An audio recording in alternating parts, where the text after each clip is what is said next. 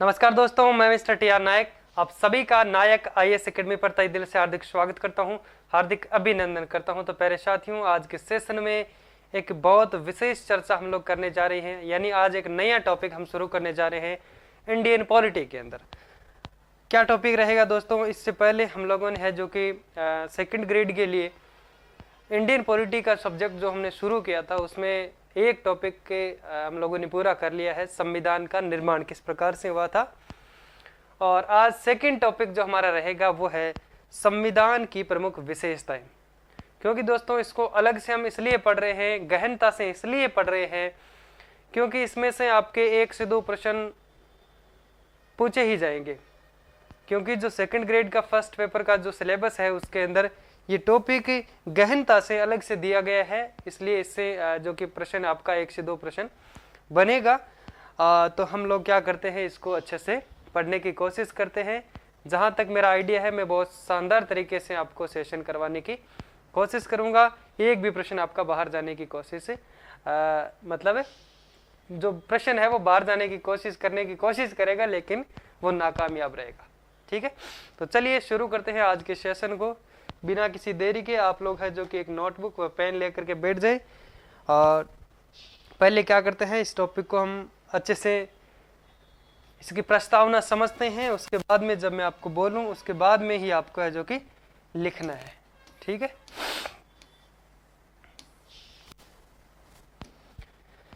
तो सबसे पहले आप क्या करेंगे, हेडिंग लगाओ आप, संविधान की प्रमुख विशेषताएं, भारतीय संविधान की प्रमुख विशेषताएं। हेडिंग लगाओ, भारतीय संविधान की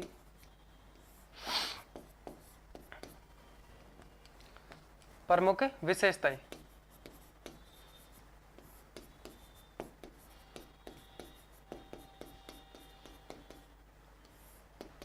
हेडिंग लगा दी। अब अपना पेन रख दो और पहली एक विशेषता लिखो। विशेषता, अब इसकी विशेषताएं लिखते हैं। जिसमें पहली विशेषता क्या है कि भारत का संविधान विश्व का विशाल, लिखित व निर्मित संविधान है। भारत का संविधान कैसा संविधान है? पूरे विश्व में सबसे विशाल है, लिखित है और निर्मित संविधान है। कैसे लिखित है, कैसे निर्मित है, कैसे विशाल है, इनके बारे में हम चर्चा करने वाले हैं। ये जो हम कह सकते हैं विशेषता है, वो एक छोटी मोटी विशेषता नहीं है। ऐसे लिखो, संविधान, कौन सा संविधान? भारत का संविधान। संविधान विश्व का सबसे विशाल, ये चीज लिखनी नहीं, एक बार आप समझे इसको। सबसे विशाल,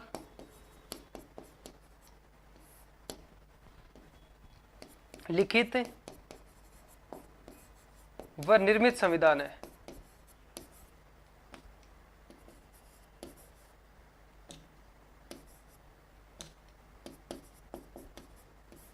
वह निर्मित संविधान है।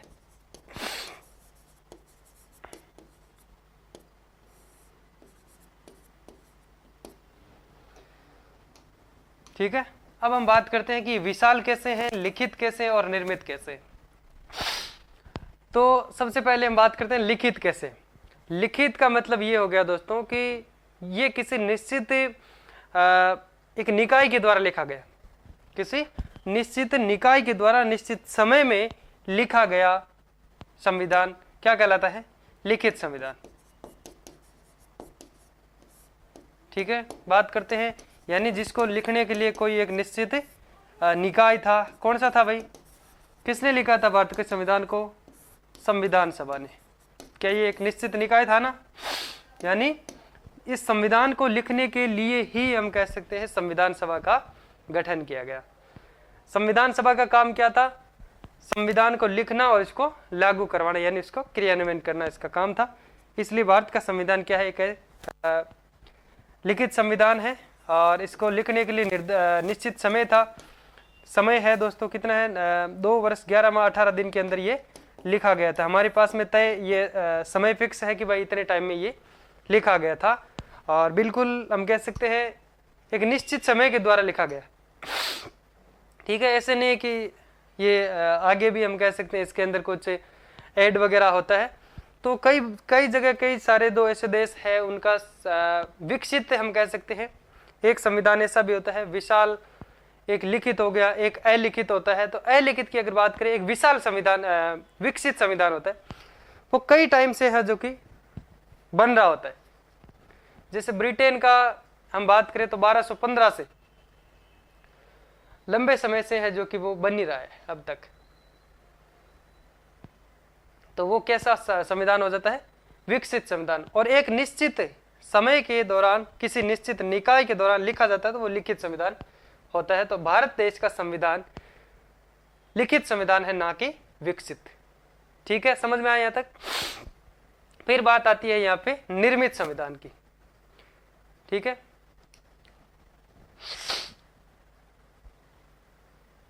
लिखित समझ लिया आपने।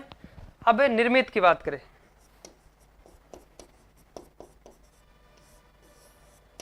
देखो ये 3 पॉइंट आपको ध्यान में रखना है। भारत का संविधान विशाल, लिखित व निर्मित है। इसमें बात करें अलिखित कौन सा है भाई? अलिखित संविधान किस देश का है? अगर उदाहरण ले तो कहां का है? ब्रिटेन का। कहां का है? ब्रिटेन का।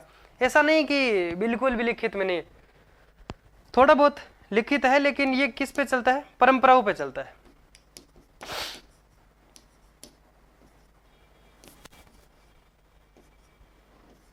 परंपराओं पर चलता है। ठीक है, यानी ब्रिटेन का जो संविधान है वो अलिखित संविधान है और किस पे चलता है? ये परंपराओं के आधार पर है जो कि चलता है। फिर बात करें कि भारत का संविधान एक निर्मित संविधान है। कैसा संविधान है दोस्तों? निर्मित। निर्मित का मतलब ये एक समय के दौरान लिखा गया, एक समय के दौरान, एक समय में लिखा गया। क्या हो गया? एक समय का मतलब हम कह सकते हैं संविधान सभा का गठन के बाद, हम कह सकते हैं इसके बाद में संविधान सभा का अस्तित्व जब तक रहा था, तो उससे पहले कब इसका काम जो कि संविधान का निर्माण का काम पूरा हुआ था? 26 नवंबर 1949 को ना। और इस दिन है जो कि संविधान को अंगीकृत कर दिया गया था, कुछ संविधान के जो आर्टिकल है उसको लागू भी कर दिया था। तो कहने का मतलब ये निश्चित समय के दौरान, एक निर्धारित समय जो था हम कह सकते हैं उसके दौरान लिखा गया, और एक समय में लगातार हम कह सकते हैं शुरू से लेकर एंड तक एक समय के दौरान है जो कि इसको लिखा गया, इसलिए इसको निर्मित कहते हैं। बाकी क्या होता है? विकसित वो होता है कि जिसमें लंबे समय से थोड़ा थोड़ा उसके अंदर ऐड करते हैं, लिखते रहते हैं, फिर छोड़ देते हैं, लिखते रहते हैं, ऐसे करके बहुत टाइम तक वो चलता है। कुछ परंपराओं को है जो कि लेते हैं, कुछ अनुभव इधर उधर से जो होता रहता है उसको सेट करते रहते हैं, और संविधान जो लंबे समय से बनता है उसको विकसित संविधान कहते हैं। ठीक है, जैसे मैं बात कर रहा था ब्रिटेन के अंदर 1215 से संविधान बन रहा है, तो वो कैसा संविधान हो गया? विकसित संविधान हो गया, यानी लंबे समय में जिसका विकास होता है उसे कहते हैं।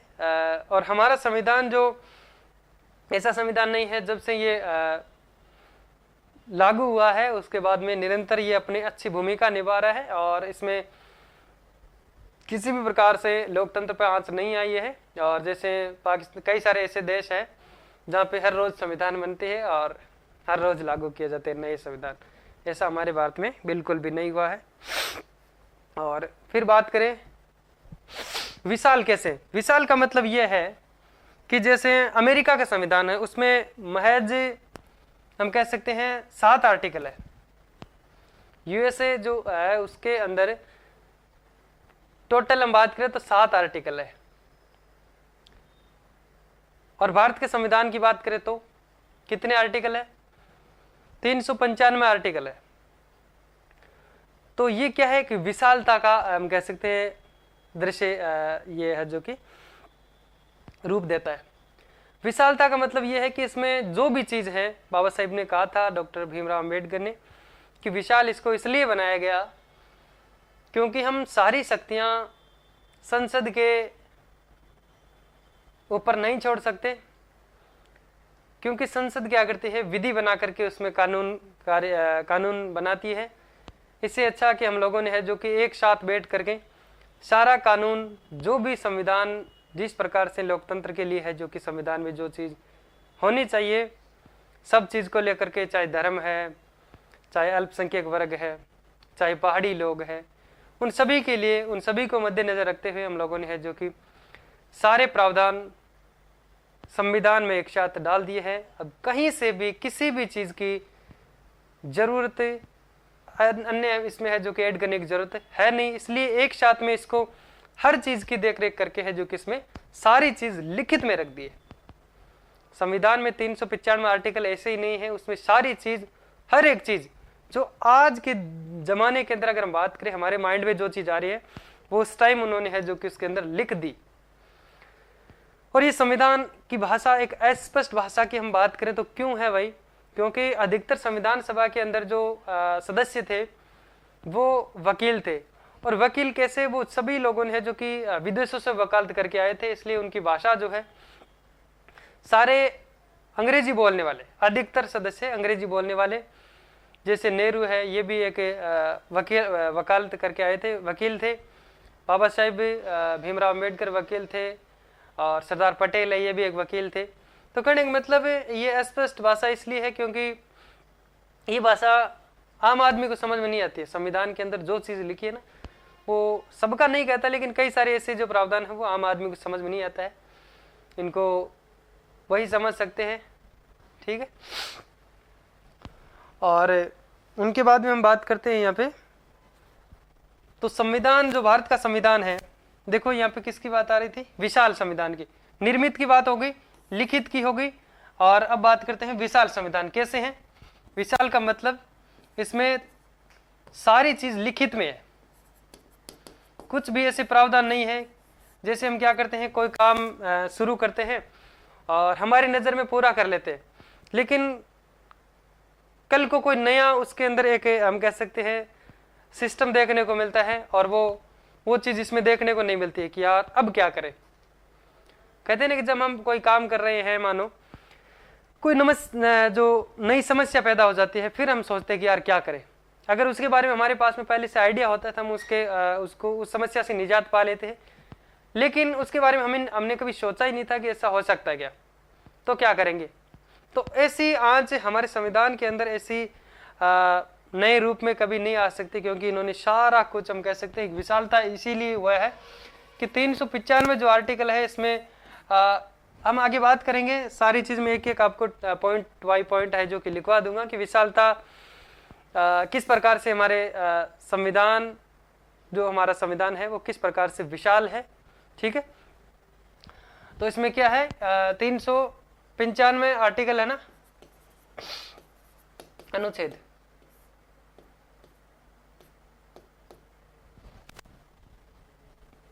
और 395 आर्टिकल, और अनुसूची कितनी है? 8 अनुसूची थी। वर्तमान की बात करें कितनी है? वर्तमान में 12 अनुसूची है। और संविधान जब लागू हुआ था उस टाइम हम बात करें 395 आर्टिकल है जो कि लागू किए गए, और परिशिष्ट संख्या की बात करें तो भी 395 है, लेकिन वर्तमान में आर्टिकल कुल कितने हो गए भाई? 470 आर्टिकल हो गए। जब संविधान लागू किया गया था 22 भाग लागू किए गए। कितने भाग थे? 22 भाग। वर्तमान में कितने हैं? 25 भाग। वर्तमान में हमारे संविधान में कितने भाग हो चुके हैं? 25 भाग हो चुके हैं। परिशिष्ट संख्या की बात करें तो कितने हैं? 22 भाग है जो कि परिशिष्ट संख्या है। और वर्तमान में बात करें अनुसूची कितनी है? 12। अब इसमें परिशिष्ट संख्या की बात करें तो भी 12 ही है। परिशिष्ट संख्या क्या होती है भाई? जो मूल संविधान में, मूल दस्तावेज के अंदर जो चीज लिखित ऐड है ना, उसको परिशिष्ट संख्या हम कह सकते हैं। जैसे मूल संविधान में 395 आर्टिकल थे, अब भी 395, लेकिन वर्तमान में है कितने आर्टिकल? 470 है। अनुसूची मूल संविधान में 8 थी और वर्तमान में कितनी है? 12। और परिशिष्ट संख्या भी हम कह सकते हैं 12 है, इसलिए इसको थोड़ा ध्यान में रखना। और भाग पहले 22 थे, अब 25 है। यहाँ तक समझ में आ गया? और जैसे मतलब भाग 9 क है, 9 ख है, ये तमाम जो कई सारे भाग है जो कि ऐड किए गए। और अनुसूची की बात करें तो 8 पहले थी और 4 कौन सी जोड़ी गई, अनुसूची 9 जो जोड़ी गई थी पहले। सबसे पहला जो हम कह सकते हैं संविधान संशोधन हुआ था, फर्स्ट संविधान संशोधन, पहले कितनी थी अनुसूची, 8 अनुसूची थी, अब कितनी है 12। अब कौन कौन सी जोड़ी गई, पहले 9 जोड़ी गई थी, 9 अनुसूची न्यायिक समीक्षा के लिए, क्या क्या थी, न्यायिक समीक्षा से संबंधित। ये हम बात कर सकते हैं फर्स्ट जो संशोधन था संविधान संशोधन, उसमें जोड़ी गई।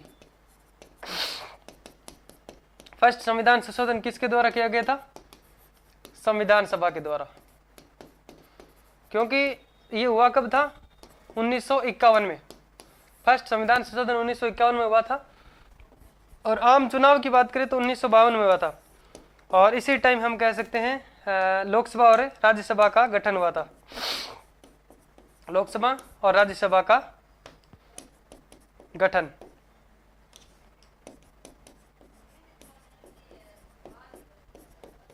इस टाइम लोकसभा राज्यसभा का गठन हुआ संसद का। तो कहने का मतलब 1952 में पहला आम चुनाव हुआ, इसलिए पहला जो संविधान संशोधन है जिसमें 9वीं अनुसूची को जोड़ा गया। तो ये काम किसने किया था 1951 में, ये संविधान सभा के द्वारा किया गया। तो कहने का मतलब प्रश्न आपका ऐसे बन सकता है कि फर्स्ट संविधान संशोधन किसके द्वारा किया गया था, तो पहला संविधान संशोधन किससे संबंधित था, 9वीं अनुसूची को जोड़ा गया, न्यायिक समीक्षा से संबंधित अनुसूची थी और ये अनुसूची संविधान सभा के द्वारा ऐड किया गया। 10वीं अनुसूची किससे संबंधित है, जो कि 52वें संविधान संशोधन द्वारा जोड़ी गई, दल बदल से संबंधित है। 10वीं अनुसूची किससे संबंधित है, दल बदल से। कब जोड़ी गई, 52वां संविधान संशोधन द्वारा।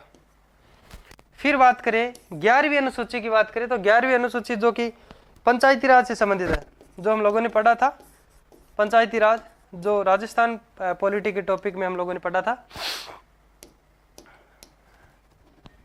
73वां संविधान संशोधन और 74वां संविधान संशोधन में क्या जोड़ा गया, 12वीं अनुसूची नगरीय निकाय, स्थानीय शहरी हम कह सकते हैं, शहरी निकाय या नगरीय निकाय, ठीक है, 74वां संविधान संशोधन द्वारा जोड़े गए। यहां तक कुछ समझ में आया, उसके बाद में वैसे हम लिखेंगे तो आपको सब चीज समझ में आ जाएगा, ठीक है। तो पहले आप हेडिंग लगा दी, अब थोड़ा सा हम क्या करते हैं, जितना पढ़ा है इसके बारे में हम थोड़ा लिख लेते हैं, ठीक है।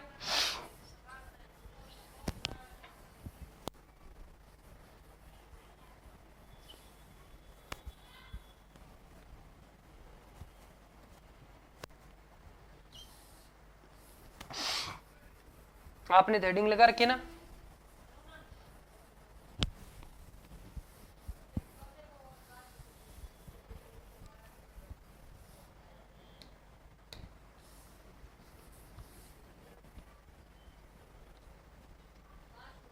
मैं दोबारा लगाता हूं हेडिंग, भारतीय संविधान की प्रमुख विशेषताएं।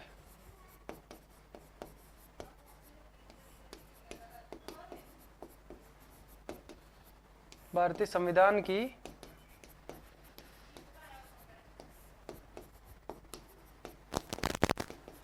विशेषताएं,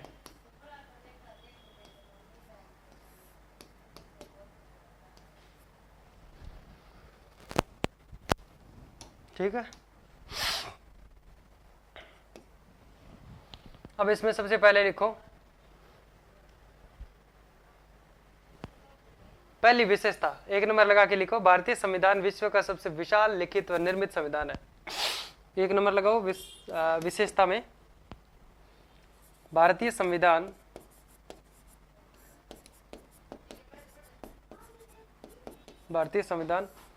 विश्व का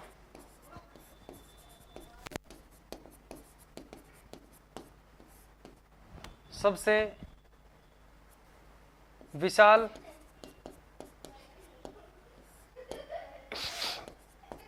लिखित व निर्मित संविधान है।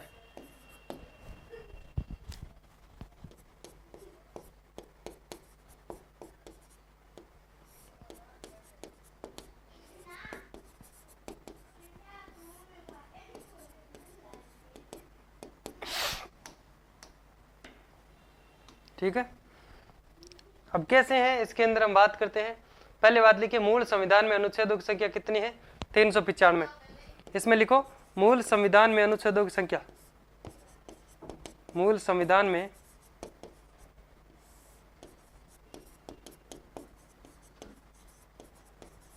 अनुच्छेद कितने हैं? 395। फिर कोष्टक लगा के लिखो वर्तमान में कितने हैं? 470, 470 अनुच्छेद है। फिर इसी में लिखो परिविष्ट संख्या,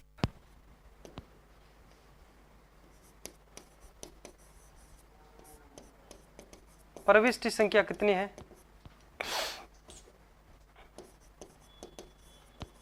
देखो प्रश्न इस प्रकार से पूछ सकते हैं कि मूल संविधान में अनुच्छेद कितने हैं, तो 395 अगर पूछ ले कि वर्तमान में कितने हैं तो 470 है। परिविष्ट संख्या की बात की जाए तो कितने हैं? 395, 395 आर्टिकल। ठीक है, फिर बात करते हैं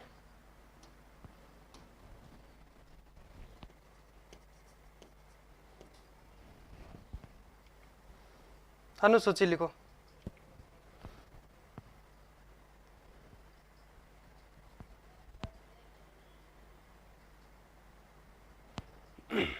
चलो पहले लिखो भाग, मूल संविधान में भाग कितने हैं? इसे लिख दो, मूल संविधान में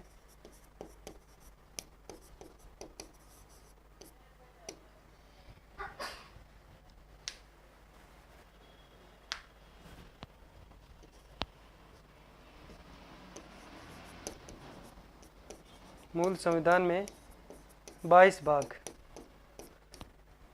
वर्तमान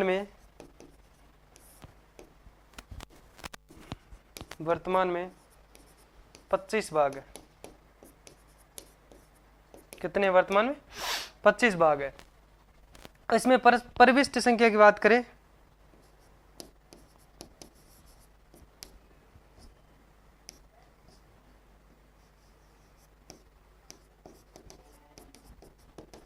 परिविष्ट संख्या तो कितने हैं?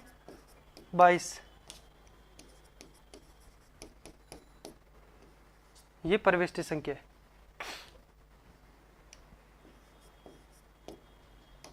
फिर बात आती है अनुसूची की। अनुसूची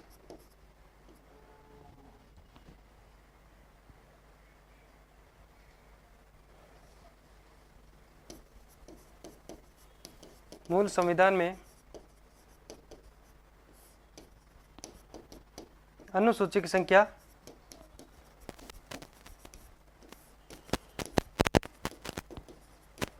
कितनी थी? 8। वर्तमान में कितनी है? 12।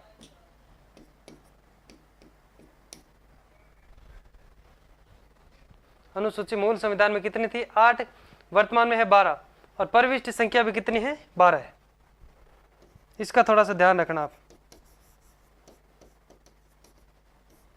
परिविष्टि संख्या कितने हैं? 12। अब इसको लिखो, पहले अच्छे से लिखो।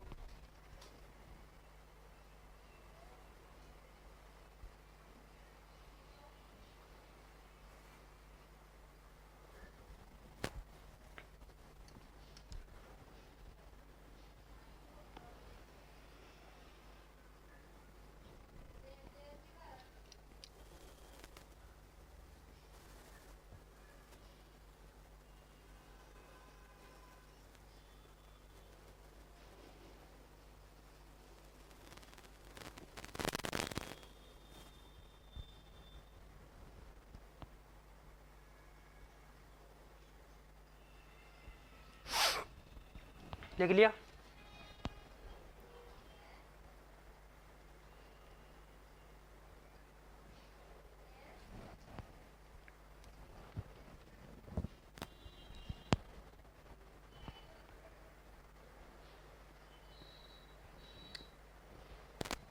फिर हम बात करते हैं कि भारत का संविधान एक विशाल संविधान है, तो विशालता का क्या कारण है? विशालता का कारण ये है, जैसे मूल अधिकार की बात करें तो मूल अधिकार को लेने के लिए 60 देशों का संविधान पढ़ना पड़ा। ये काम किसने किया था? जो संविधान सभा के सदस्य, और जो हम बात करें जैसे भीमराव अंबेडकर जैसे जो वकील थे, उन्होंने ऐसे किया। वैसे हम अलग से किसी का नाम नहीं इसमें नहीं दिया गया, लेकिन इन्होंने क्या है कि सब जगह से अनुभव किया कि कहाँ के संविधान के अंदर जो मूल अधिकार, अच्छे अधिकार है, कहाँ से है ना। तो इस प्रकार से कुल 60 हम कह सकते हैं देशों का संविधान को पढ़ा, और उसके बाद में जैसे किसी ने कहा कि ये वहाँ से ले लेते हैं मूल अधिकार, किसी ने कहा वहाँ से नहीं लेंगे, किसी ने कहा वहाँ से ले लेते हैं, और किसी ने कहा अगर वहाँ से ले लेंगे तो फिर अगर इस प्रकार का विवाद हो जाएगा तो क्या करेंगे। इस प्रकार से ये एक आलोचित भाग माना जाता है। मूल अधिकार का जो भाग है संविधान के अंदर आलोचित भाग है। इसमें लगभग नहीं, फिक्स है 38 दिन तक बैठक चली थी। कितने दिन तक वार्ता चली थी? 38 दिन तक, 38 डेज। और विशालता का कारण जैसे कि हम बात करें तो केंद्र राज्य का एक संविधान, केंद्र और राज्य के लिए एक संविधान है। जैसे कई सारे ऐसे देश भी है, जैसे अमेरिका ना, वहाँ पे केंद्र का अलग हम कह सकते हैं केंद्र और राज्य का, केंद्र की अलग नागरिकता होती है और राज्य की अलग नागरिकता होती है। इस प्रकार से हमारे भारत के अंदर नहीं है, इसीलिए हमारा भारत का जो संविधान है एक विशाल संविधान माना जाता है। केंद्र राज्य का एक संविधान, यानी एकल हम कह सकते हैं प्रावधान है, एकल संविधान जिसको हम कहते हैं। और विविधता का होना भी हमारा संविधान को विशाल बताता है। विविधता का मतलब यही है कि जैसे अलग विभिन्न प्रकार के जो अलग अलग, चाहे समुदाय की बात करें, अलग अलग धर्म है, चाहे अलग जात बात करें तो स्टेट, कई सारे स्टेट जो हमारे विकसित भी नहीं है ऐसे मान सकते हैं, या फिर कई सारे जो वर्ग है, ठीक है, कई सारे ऐसे क्षेत्र है, स्थान है, उन सबको उसी के अनुसार संविधान में जगह मिली है और उनको देश में रहने के लिए इस प्रकार से हर चीज को समझ करके उसी के अनुरूप है जो कि काम को संविधान में किया गया है। इसीलिए विविधता का होना भी क्या है, संविधान को विशालता का हम कह सकते हैं रूप देता है। और सारे प्रावधान जो हमारे पास में है संविधान में लिखित रूप में, सारे प्रावधान यानी 395 जो आर्टिकल है वो ऐसे ही नहीं है, इसमें सारे प्रावधान संविधान में लिखित रूप है। ये भी है जो कि विशालता का हम कह सकते हैं रूप इनको बताता है संविधान को। क्योंकि बाबा साहब को पूछा गया था कि भाई इतना विशाल संविधान बनाने की क्या जरूरत थी, 2 वर्ष 11 माह 18 दिन संविधान को लिखने की क्या जरूरत थी, 2-3 महीने में लिख के समाप्त कर देते, बाकी काम संसद करती रहती, विधि बना करके और कानून को लागू करती रहती।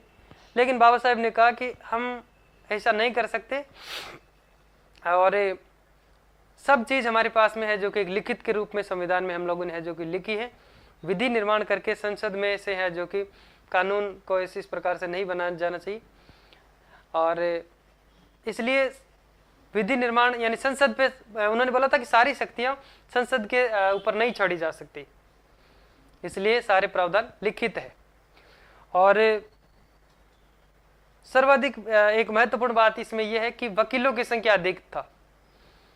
विशालता का कारण क्या है? वकीलों की संख्या अधिक थी।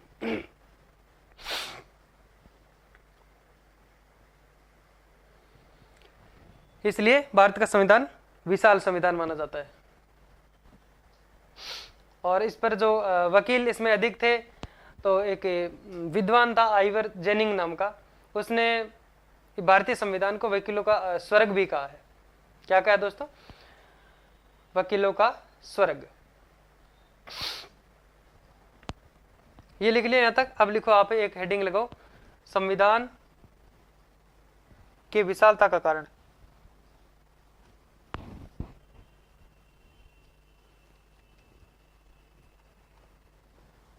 संविधान की विशालता का कारण।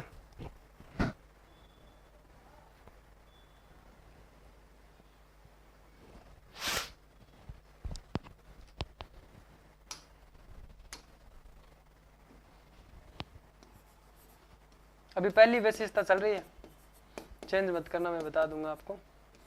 संविधान के विशालता का कारण,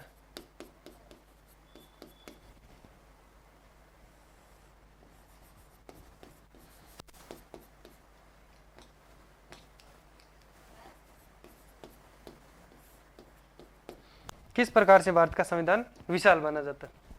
ठीक है, तो पहली बात क्या लिखेंगे इसमें, पहला पॉइंट लिखो, केंद्र व राज्य हेतु संविधान, एकल संविधान। एक संविधान कैसे है भाई, देखो केंद्र और राज्य की, केंद्र और राज्य की समान शक्तियां हैं। देखो केंद्र के अंदर जैसे राष्ट्राध्यक्ष, यानी केंद्र का पूरे राष्ट्र का अध्यक्ष कौन होता है, राष्ट्रपति।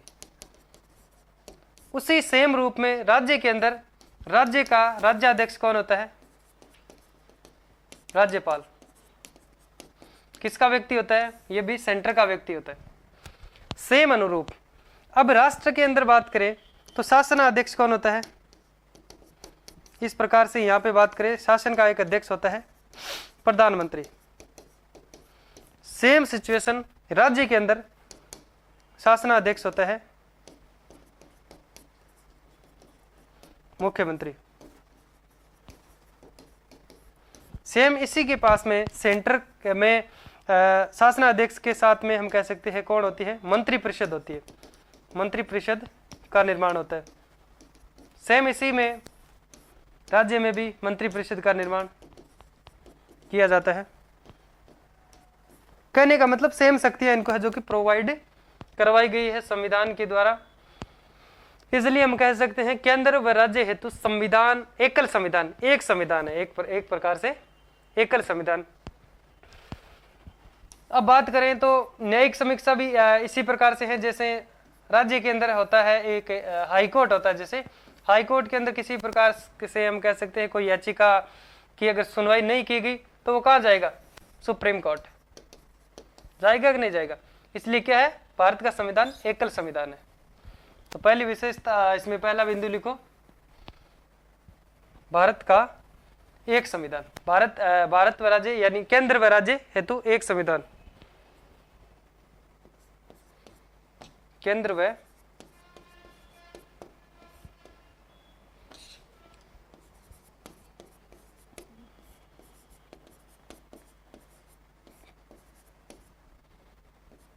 राज्य हेतु एक संविधान।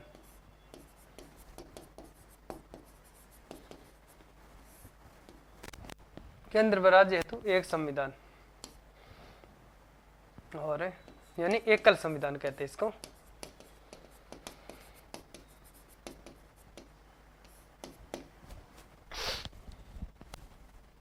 समझ में आया यहां तक। फिर लिखो भारत में विविधता का होना, भारत में विविधता का होना।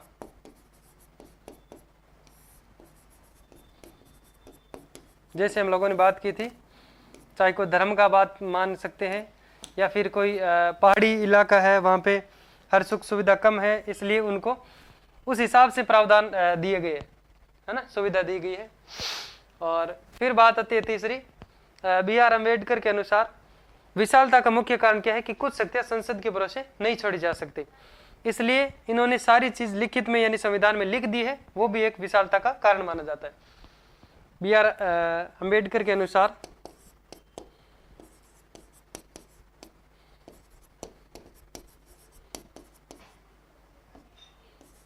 बी.आर. अम्बेडकर के अनुसार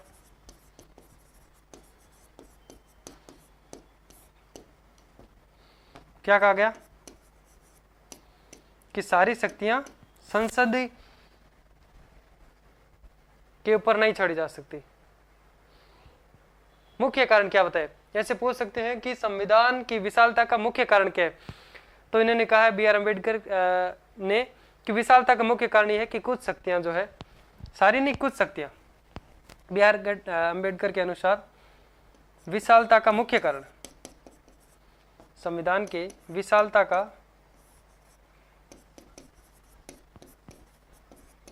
मुख्य कारण यह है, मुख्य कारण क्या बताया उन्होंने, कुछ शक्तियां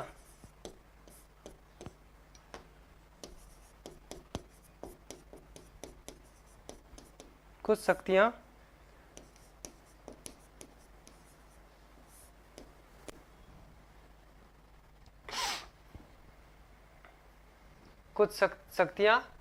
संसद के भरोसे नहीं छोड़ी जा सकती, भरोसे नहीं छोड़ी जा सकती।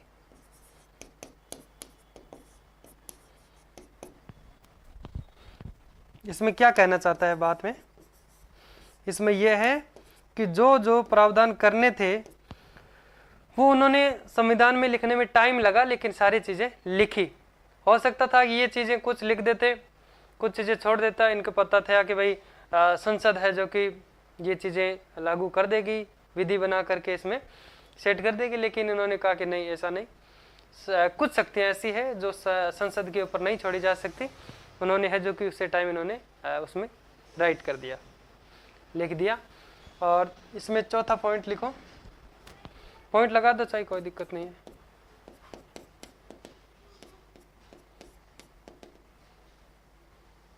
ठीक है, चौथा पॉइंट लिखो। इसमें संविधान सभा में वकीलों का प्रभुत्व है। इस कारण संविधान की भाषा कैसी थी? अस्पष्ट थी। संविधान सभा में वकीलों का प्रभुत्व है।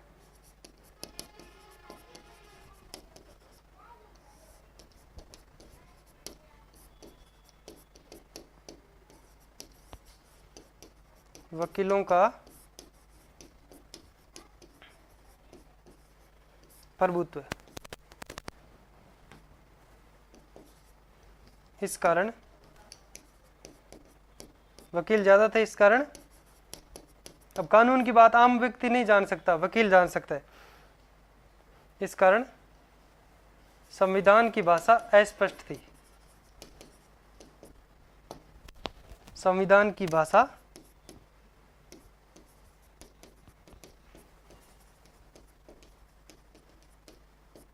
अस्पष्ट है, जिसे आइवर जेनिंग ने वकीलों का स्वर्ग कहा है।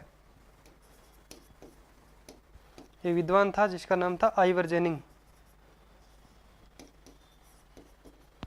जिसे आइवर जेनिंग्स ने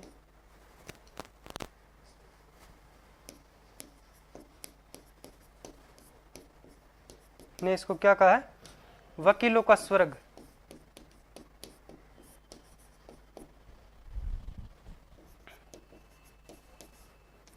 स्वर्ग कहा है।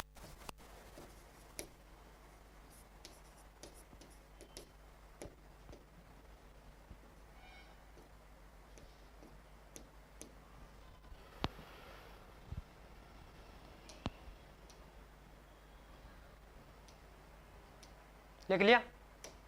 लिखो इसको यहां तक।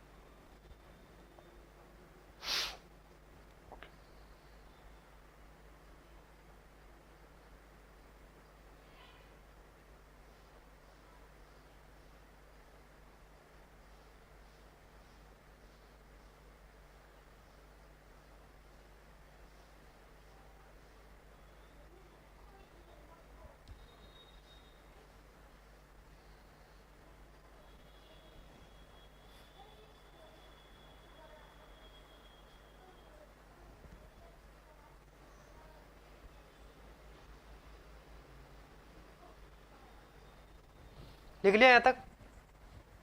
आगे चले। ये पहली विशेषता पूरी हो जाती है, फिर दूसरी विशेषता लिखते हैं कि भारत संपूर्ण प्रभुत्व संपन्न राज्य है। भारत का संविधान भारत को संपूर्ण प्रभुत्व संपन्न राज्य घोषित करता है?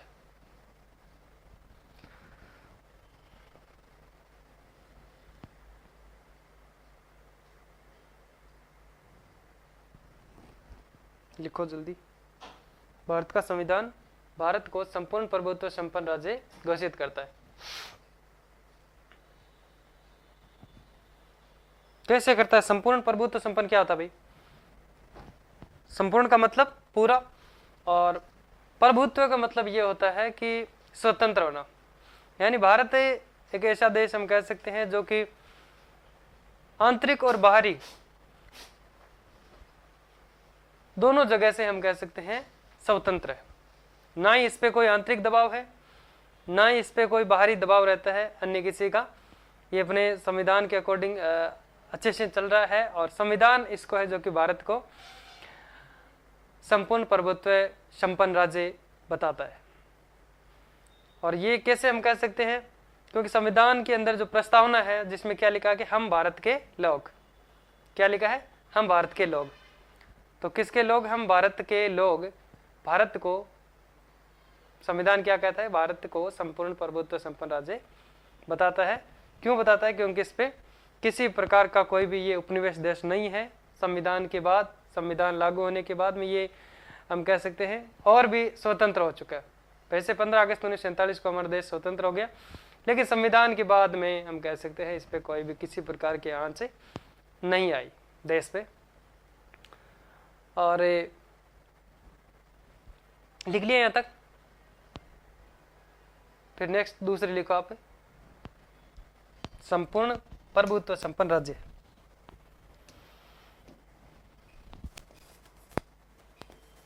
दूसरी विशेषता, संपूर्ण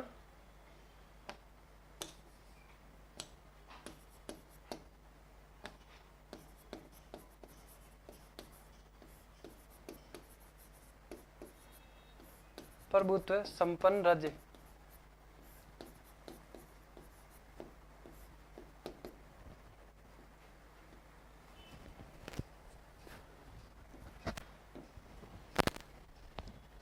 इसमें लिखो भारत का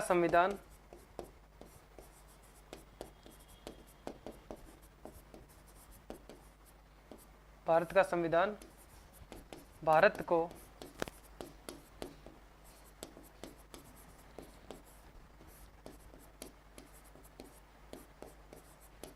प्रभुत्व संपन्न घोषित करता है।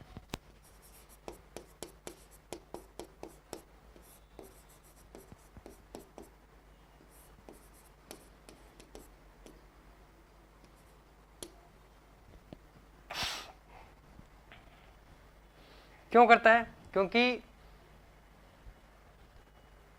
जो आंतरिक व बाहरी रूप से स्वतंत्र है, जो आंतरिक व बाहरी रूप से स्वतंत्र है, जो आंतरिक व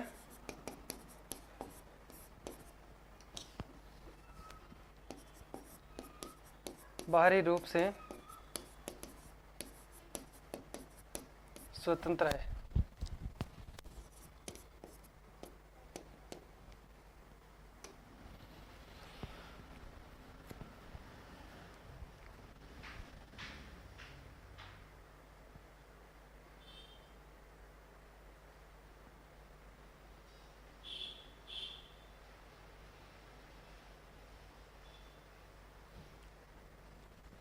देखो, जैसे देश के अंदर का काम कौन संभालता है?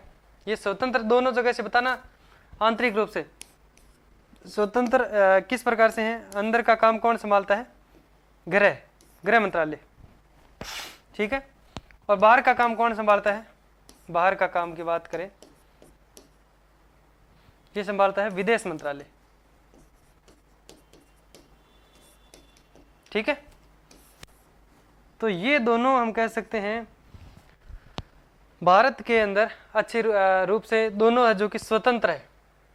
इसलिए हम कह सकते हैं भारत को संपूर्ण प्रभुत्व संपन्न भारत का संविधान इसको बतलाता है। और इसके बाद में तीसरी जो इसकी विशेषता है लोकतंत्र, भारत देश लोकतंत्र प्लस गणराज्य देश, गणराज्य है। तीसरी क्या है? लोकतंत्र प्लस गणराज्य। किस प्रकार से है? लोकतंत्र प्लस लोकतंत्र और गणराज्य।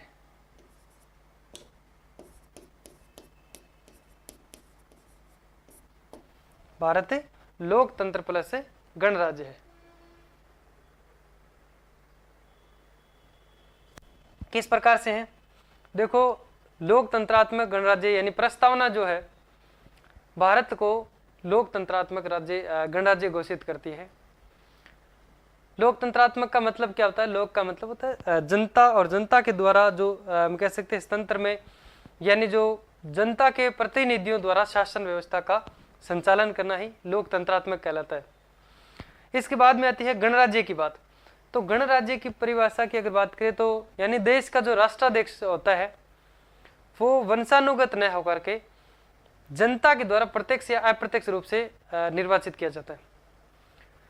अब देश का राष्ट्राध्यक्ष की बात करें, कौन होता है? राष्ट्रपति होता है। क्या वह वंशानुगत होता है? नहीं, वंशानुगत नहीं होता है। वह अप्रत्यक्ष रूप से निर्वाचित किया जाता है। अप्रत्यक्ष रूप से मतलब ये हो गया, जैसे जिस चुनाव में जनता जिस प्रतिनिधि को चुनने के लिए जनता डायरेक्ट भाग लेती है वह प्रत्यक्ष रूप होता है। अप्रत्यक्ष का मतलब ये होता है कि किसी प्रतिनिधि को जनता के द्वारा चुना गया और वो प्रतिनिधि आगे वोट देता है, जिससे कोई तीसरा प्रतिनिधि अगर निर्वाचित होता है उसे कहते हैं अप्रत्यक्ष रूप माना जाता है, यानी जनता का अप्रत्यक्ष रूप है। लेकिन इसमें गणराज्य की परिभाषा यह है कि भाई देश का राष्ट्राध्यक्ष जो है वंशानुगत न होकर के जनता के द्वारा ही चुना जाता है, चाहे वो प्रत्यक्ष रूप हो या अप्रत्यक्ष रूप से माना जाता है। ठीक है, क्योंकि जनता ने किसी व्यक्ति को चुना था, उसने उसको चुना, तो मतलब उसमें जो हम कह सकते हैं अंतिम स्रोत कौन माना जाता है? भारत की जनता ही मानी जाती है।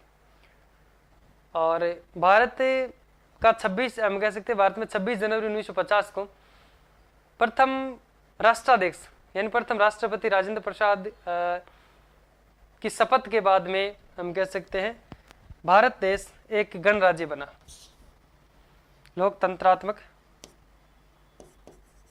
गणराज्य।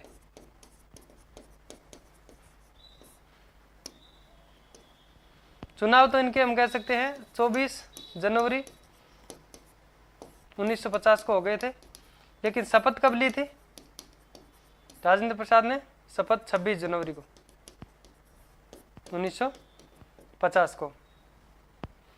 इसलिए 26 जनवरी 1950 के बाद में भारत एक गणराज्य बना। तो भारत कैसा देश है? लोकतंत्र प्लस गणराज्य। ये कोई जरूरी नहीं है लोकतंत्र जहां पे है वहां पे गणराज्य साथ में होना जरूरी है। देखो, लोकतंत्र प्लस राजतंत्र भी आपने सुना है कभी? लोकतंत्र प्लस राजतंत्र कहां पे? अभी सम्राट होता है कहीं पे? किस देश में है भाई सम्राट? रानी एलिजाबेथ का नाम सुना आपने? अब तो वो खत्म हो गई, उसकी जगह दूसरा सम्राट है। किस देश से रिलेटेड है वो?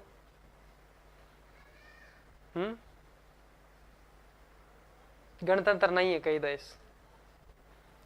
चलो लिखो इसके बारे में। लोकतंत्रात्मक प्लस गणराज्य। भारत कैसा देश है? लोकतंत्र प्लस गणराज्य। इसमें लिखो आप, प्रस्तावना भारत को लोकतंत्रात्मक गणराज्य घोषित करती है।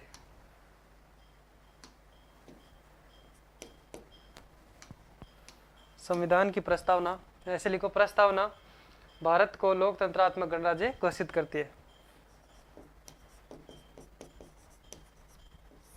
प्रस्तावना भारत को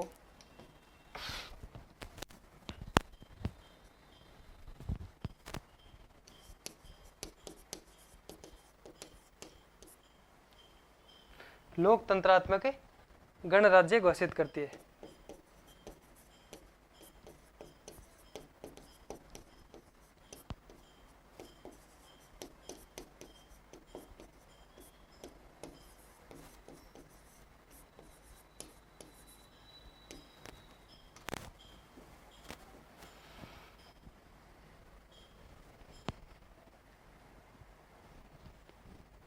दूसरी लाइन लिखो। ठीक है, ये तो बात आ गई कि लोकतंत्रात्मक गणराज्य ये जो विशेषता है इसकी इसमें संविधान जो है प्रस्तावना के अंदर ये बात लिखता है और इससे है जो कि इसको घोषित करता है। फिर आप लोकतंत्रात्मक की परिभाषा की बात करते हैं तो इससे क्या आशय है?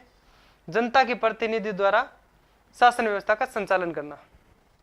क्या लोकतंत्र क्या होता है? इसमें लिखो लोकतंत्रात्मक से आशय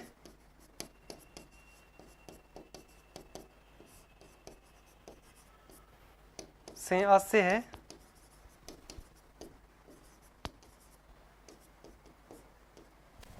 जनता के प्रतिनिधियों द्वारा शासन व्यवस्था का संचालन करना।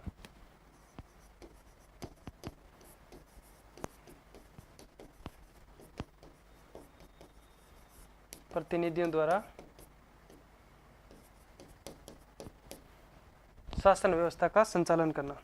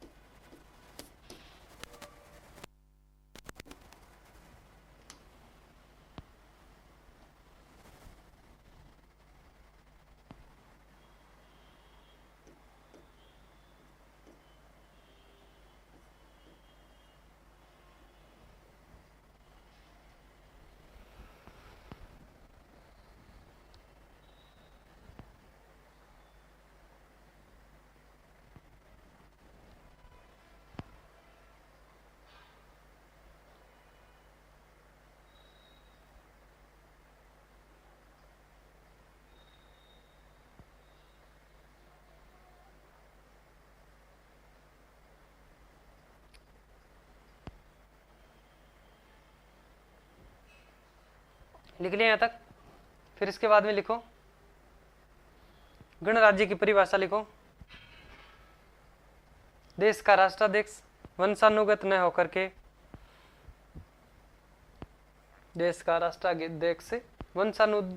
होकर के जनता के द्वारा प्रत्यक्ष या अप्रत्यक्ष रूप से निर्वाचित किया जाता है। निर्वाचित हो।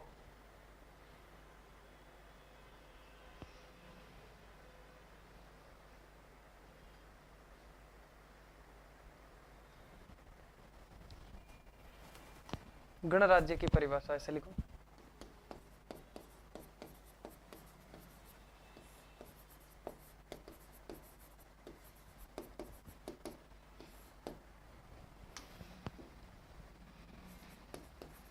देश का राष्ट्राध्यक्ष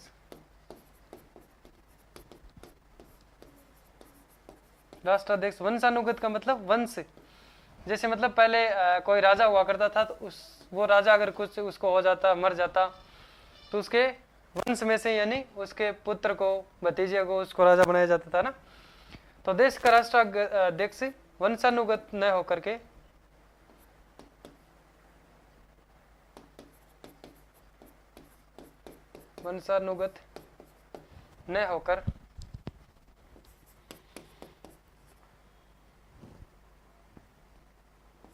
न होकर जनता द्वारा प्रत्यक्ष या अप्रत्यक्ष रूप से निर्वाचित हो।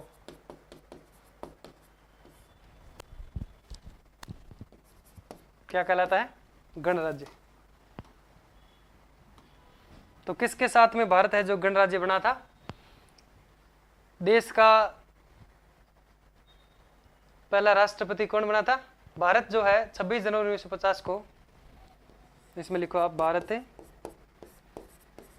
26 जनवरी 1950 को 1950 को प्रथम राष्ट्रपति राजेंद्र प्रसाद की शपथ के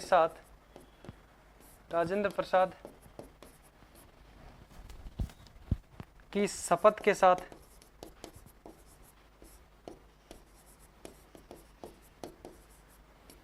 गणराज्य बना।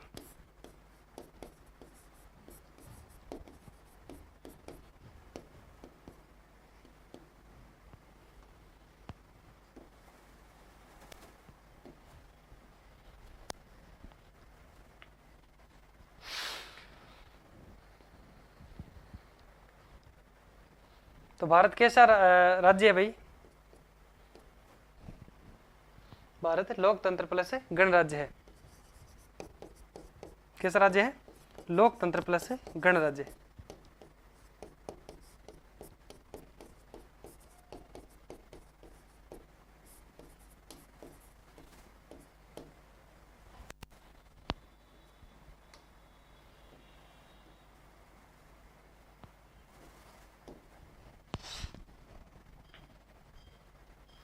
चौथी विशेषता क्या है? लोकप्रिय प्रभुसत्ता पर आधारित संविधान।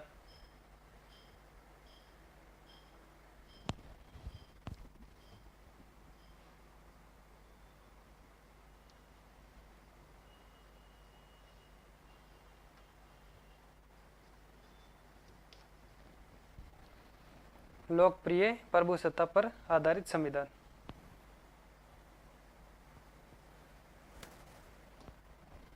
तीन विशेषता लिख दी, चौथी लिखो।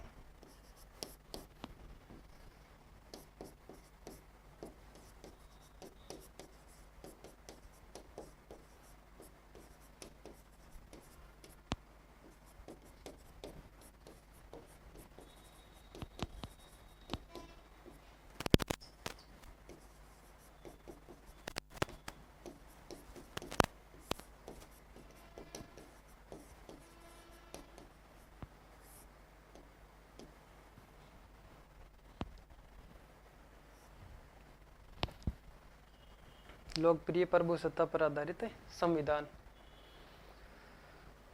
भारत का संविधान भारतीय जनता द्वारा कहीं ना कहीं भारतीय जनता द्वारा कैसे लिखा गया भाई? अप्रत्यक्ष रूप से, क्योंकि संविधान सभा के जो सदस्य थे वो किन के द्वारा निर्वाचित किए गए? संविधान सभा के सदस्य जो देशी रियासत है, ब्रिटिश प्रांत है, इनके सदस्यों द्वारा। तो इनके सदस्यों में कौन निर्वाचित उनको किया था? विधानमंडल था उनसे, है ना। तो विधानमंडल के सदस्यों द्वारा संविधान सभा के सदस्यों को निर्वाचित किया गया। तो हम कह सकते हैं कि जो विधानमंडल के सदस्य थे उनको किसने निर्वाचित किया था? जनता ने तो चुना था। इसलिए कहीं ना कहीं से उसमें हम कह सकते हैं जनता का रोल अदा होता है। संविधान सभा का सदस्य विधानमंडल के सदस्यों द्वारा चुना गया और विधानमंडल के जो सदस्य वो जनता के द्वारा चुना गए।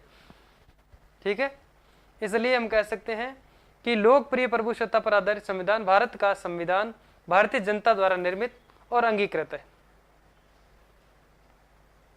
संविधान की शक्ति और सत्ता का जो अंतिम पॉइंट की अगर बात करें, अंतिम स्रोत भारत की जनता है। कौन है? अंतिम स्रोत है भारत की जनता। और जैसे अगर उदाहरण के तौर पर अगर बात करें तो भारत के संविधान में जो प्रस्तावना का आरंभिक शब्द क्या है? कि हम भारत के लोग। यहाँ से हम पता लगा सकते हैं कि भारत की जनता जो है संविधान की शक्ति मानी जाती है, सत्ता मानी जाती है, अंतिम स्रोत है जो कि इसका मानी जाती है। इसमें लिखो आप, भारत का संविधान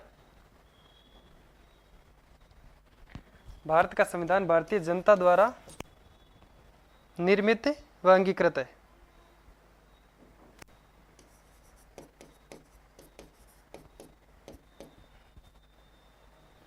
भारत का संविधान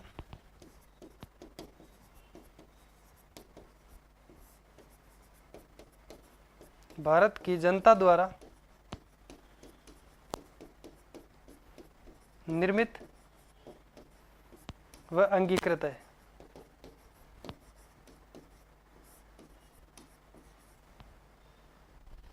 भारत की जनता द्वारा निर्मित और अंगीकृत है।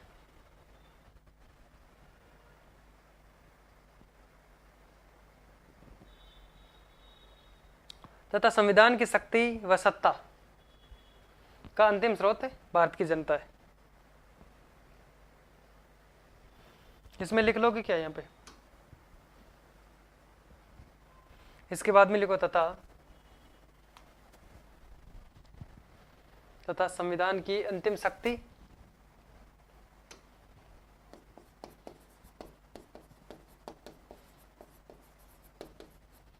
संविधान की अंतिम शक्ति व सत्ता का अंतिम स्रोत कौन है? भारतीय जनता है। का अंतिम स्रोत भारत की जनता है।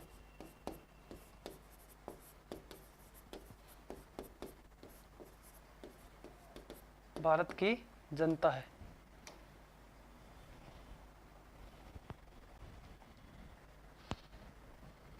ठीक है। और उदाहरण के तौर पे लिख लो, प्रस्तावना का आरंभिक शब्द हम भारत के लोग।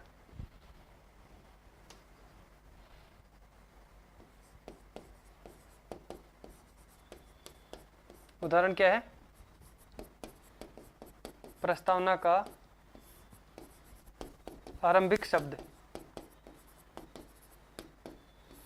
क्या है? प्रस्तावना का आरंभिक शब्द हम भारत के लोग।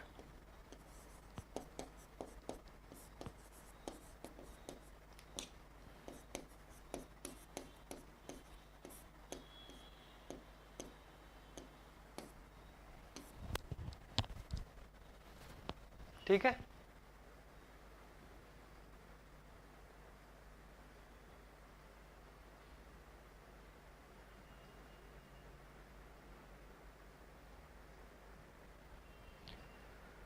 चार लिख ली। अब 5वें नंबर पे क्या आती है?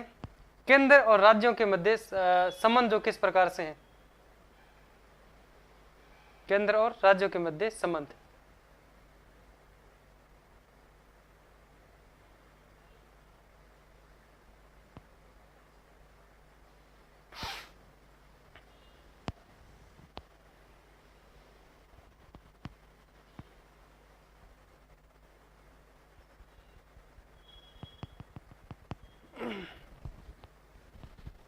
पांचवी विशेषता लिखो। केंद्र राज्य संबंधों के आधार पर दो प्रकार की शासन व्यवस्था बनाई गई है। एक तो होती है एकात्मक शासन व्यवस्था, एक है संघात्मक शासन व्यवस्था।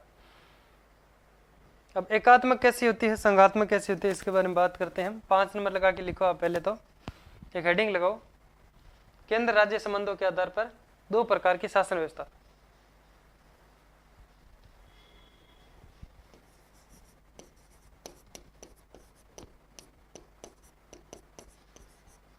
केंद्र राज्य संबंधों के आधार पर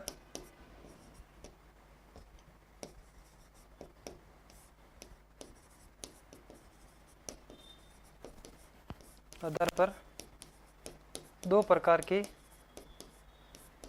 शासन व्यवस्था।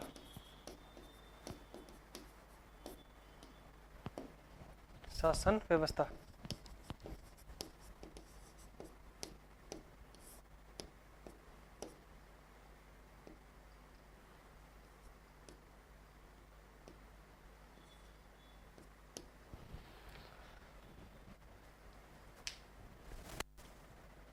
ठीक है। तो ये क्या है? पांचवी विशेषता। 5 नंबर पे विशेषता लिखो, केंद्र राज्य संबंधों के आधार पर दो प्रकार की शासन व्यवस्था। पहली है एकात्मक शासन व्यवस्था, कौन सी होती है? दूसरी है संघात्मक शासन व्यवस्था। तो एकात्मक शासन व्यवस्था की अगर हम बात करें तो इस प्रकार की शासन व्यवस्था में केंद्रीकरण की प्रवृत्ति होती है। किसकी प्रवृत्ति होती है? केंद्रीकरण की। केंद्रीकरण का मतलब ये होता है, इसको हम समझते हैं डायग्राम के माध्यम से। लिख लिया यहां तक? केंद्रीकरण का मतलब जैसे मतलब ये है केंद्र, ठीक है, और जैसे मतलब ये हो गए, जैसे ये राजस्थान है, उत्तर प्रदेश है, पंजाब है, हरियाणा है, ठीक है, इस प्रकार से ये हो गए राज्य। अब इसमें शक्तियों का बंटवारे की बात करें तो शक्तियां किसकी तरफ आती है? केंद्र की तरफ आती है, और इससे केंद्र मजबूत होता है। केंद्र क्या होता है? मजबूत होता है। और राज्य जो है ये रहते फ्री, ये फ्री होकर के काम करते हैं। राज्य क्या करते हैं? फ्री होकर के काम करते हैं, जिसमें केंद्र अधिक शक्तिशाली होता है। इसको क्या कहते हैं? पहली बात है ये एकात्मक शासन व्यवस्था, एकात्मक शासन व्यवस्था। दूसरी कौन सी आती है? संघात्मक, संघात्मक शासन व्यवस्था। तो भारत की जो व्यवस्था है, हम कह सकते हैं शासन व्यवस्था, वो एकात्मक है या संघात्मक है? बताओ। करने को तो हमारी व्यवस्था जो संघात्मक बताते, लेकिन दोनों का नाम लेते हैं। अमेरिका वगैरह कहते हैं कि भारत की जो शासन व्यवस्था है वो संघात्मक नहीं है, एकात्मक है।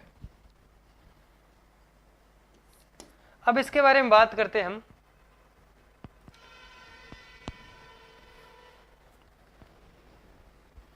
शक्तियों का बंटवारा जो किस प्रकार से राज्य की तरफ रहता है, और ये एक बात करते हैं यहाँ पे, जैसे केंद्र है, ये राज्य हो गए, ये राज्यों को क्या करता है? शक्तियां दे देता है। खुद राज्य जो केंद्र जो है राज्यों को अपनी अपनी शक्तियां प्रोवाइड करवा देता है, फिर राज्य अपने स्तर पर काम करते हैं। तो इस प्रकार से हम बात करें, इस पे जो केंद्र की तरफ शक्तियां रहती हैं वो क्या है? उसमें केंद्र मजबूत होता है। कौन मजबूत है? केंद्र इसमें मजबूत होता है।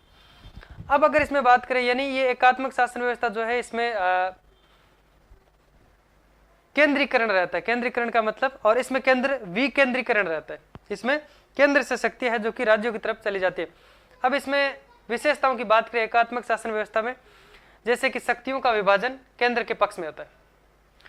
केंद्र के पक्ष में कैसे होता है? अब आपको समझ में आएगा, क्योंकि भारत का संविधान जो है एकल संविधान है। राज्य का संविधान, क्या राज्य का अलग से संविधान होता है? नहीं, केंद्र का जो संविधान है सारा काम यहां से चलता है। क्या केंद्र का प्रतिनिधि राज्य में काम करता है?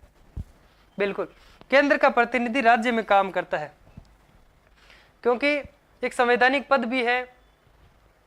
संवैधानिक पद कौन सा है? राज्य के अंदर हम बात करें तो राज्यपाल का पद है, जो कि एक संवैधानिक पद है, जो किसका व्यक्ति होता है? केंद्र सरकार का व्यक्ति होता है, और केंद्र के द्वारा उसकी नियुक्ति होती है, और काम करता है राज्य के अंदर। काम कहाँ पे करता है? राज्य के अंदर। सैलरी कहाँ से लेता है? राज्य से। पेंशन कौन देता है? केंद्र देता है। तो ये कहाँ से हो गया? यानी इसका संचालन कहीं ना कहीं राज्य का कौन कर रहा है? केंद्र कर रहा है। तो शक्ति किसके पास में है? केंद्र की। तो इस राज्य की शक्ति, इसका व्यक्ति, शासन चलाने का व्यक्ति किसके पास से आ रहा है? केंद्र से। तो ये क्या है? इसकी शक्ति किस में रखी गई है? केंद्र के अंदर रखी गई है। तो ये कैसी शासन व्यवस्था हो गई? एकात्मक शासन व्यवस्था। दूसरी बात, एकल नागरिकता। क्या भारत की यानी केंद्र की नागरिकता और राज्य की अलग अलग होती है क्या? नहीं, दोनों की एक नागरिकता होती है। इसलिए ये क्या हो गया? ये भी एक तरह से हमें बताता है कि भारत की नागरिकता, भारत की एकल नागरिक एकात्मक शासन व्यवस्था है। तीसरी बात, आपातकालीन प्रावधान। आपातकालीन प्रावधान जो है, अगर आपातकाल कौन लगाता है भाई? केंद्र लगाता है ना। इसके बाद में एकल न्यायपालिका। एकल न्यायपालिका का मतलब ये है, जैसे हाईकोर्ट से हम कह सकते हैं कोई सुनवाई नहीं हुई तो कहाँ जा सकता है बंदा? सुप्रीम कोर्ट जा सकता है। अगर इसके पास में पूरी शक्तियाँ होती, ये एक संघात्मक होता, इसका हर एक सिस्टम अलग होता, तो ये यहाँ नहीं जाता, इसलिए यहाँ जा रहा है। इसकी मतलब इसकी कुछ शक्तियाँ केंद्र के पास में। तो कैसी शासन व्यवस्था है? एकात्मक शासन व्यवस्था। इस दोनों के बारे में हमें बात करनी है, क्योंकि केंद्र और राज्य का संबंध जो है उसमें उसके संबंधों के आधार पर हम बात करें तो दो प्रकार की शासन व्यवस्था का इसमें जिक्र किया गया है। दोनों प्रकार की शासन व्यवस्थाओं के बारे में जो शक्तियां हैं वो हम लोग बात करने वाले हैं। राज्यपाल का पद ऐसा पद है जो राज्य का संवैधानिक प्रमुख होता है, जिसकी नियुक्ति केंद्र सरकार द्वारा की जाती है। और एक अखिल भारतीय जो सेवाएं हैं, जैसे मतलब हम बात करें अखिल भारतीय सेवाएं कौन सी है? जैसे आईएएस है। आईएएस की नियुक्ति हम बात करें कहाँ से चुन कर, हम कह सकते हैं चुन करके क्या संघ का सबसे बड़ा जो एक भर्ती प्राधिकरण, हम बात करें यूपीएससी से चयनित होकर के बंदा जो आईएएस बनता है वो काम कहाँ करता है? राज्य में। सैलरी कहाँ से लेता है? राज्य से। बात किसकी मानता है? किसके कहने पे वो यहाँ पे काम कर रहा है? केंद्र के। ठीक है, तो इनका संबंध किस प्रकार से है? एकात्मक शासन व्यवस्था का सूचक ये माना जाता है। और एक बात करें जैसे आईएएस है और आईपीएस है और एक है आईएफएस, ये किसकी बात कर रहे हैं? आईएफएस इंडियन फॉरेन सर्विस की बात नहीं कर रही, ये है इंडियन फॉरेस्ट सर्विस।